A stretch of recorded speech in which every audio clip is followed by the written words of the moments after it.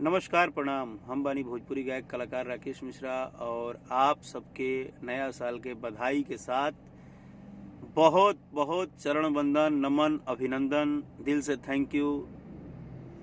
उतना शब्द भी नहीं है जितना हम रुआ सभी का अभिनंदन करब भगवान रूपी श्रोता समाज के, भोजपुरिया परिवार के, जे कि आज हमार गाना रिलीज भइल 2021 के पहला ब्लास्ट गाना, जेकर नाम ही बा बाजे द।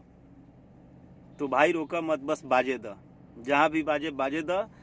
तो बाजे द गाना के इतना प्यार दुलार आशीर्वाद रुआ सभे दे रहल बानी, जौना के हम जितना भी तारीफ करी कम बा। तो इ रुआ सभे के आत्मबल, रुआ सभे के हिम्मत, रुआ सभे के ताकत और सब कुछ जौन हमरा पीठ के पीछे मिल रहल बा, एक दर्शक बंधु के रूप में ना, एक भोजपुरिया परिवार के रूप में, एक गार्जियन के रूप में, एक खातिर हम समस्त भोजपुरिया भगवान रूपी श्रोता के दिल से आभार प्रकट करतनी और थैंक यू सो मच, दिल से लव यू।